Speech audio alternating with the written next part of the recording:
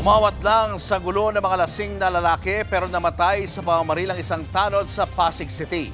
Ang dalawang grupong inawat niya nagsuntukan daw dahil lang sa masamang tingin. Nasa frontline ng balitang yan si Brian Castillo. Nagkakagulo ang dalawang grupo ng mga kalalakihang ito sa gitna ng kalsada sa Barangay Buting, Pasig City. Saktong napadaan ang mga rumorondang tanod sakay ng tricycle.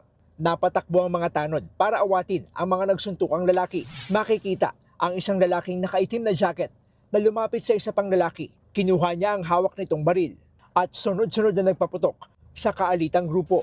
Paglampas ng dumaang truck, ilang tao na ang napahiga sa kalsada ng pagbabarili ng lalaki. Paika-ikang tumawid ang isa sa mga tanod habang nakahawak sa kanyang tagiliran.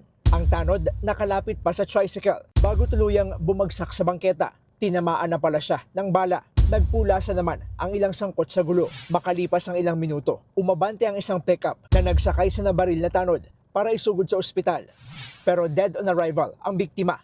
Ayon sa kapitan ng barangay, titigan daw ang pinagmulan ng away ng dalawang grupo. Masama raw tumingin yung isa, sinita ng isa.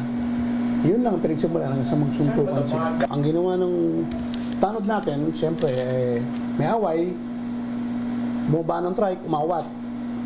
So hindi niya naman napansin na merong may kumuha ng baril. Galing daw sa inuman at mga lasing, ang mga lalaking nagkainitan, 3 ang tinamaan ng bala, kabilang ang nasawing barangay tanod.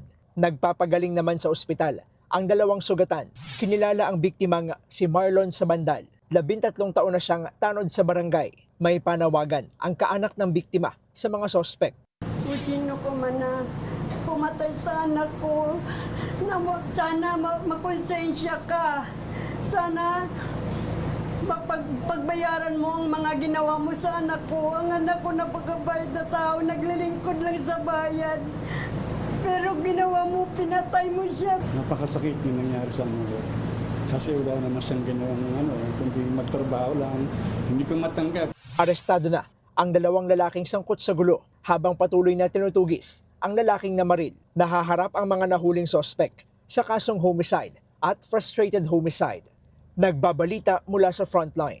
Brian Castillo, News 5. Mga kapatid, Julius Babaw po. Para sa komprehensibo at makabuluhang balitaan at talakayan, mag-follow at mag-subscribe na sa social media pages ng News 5.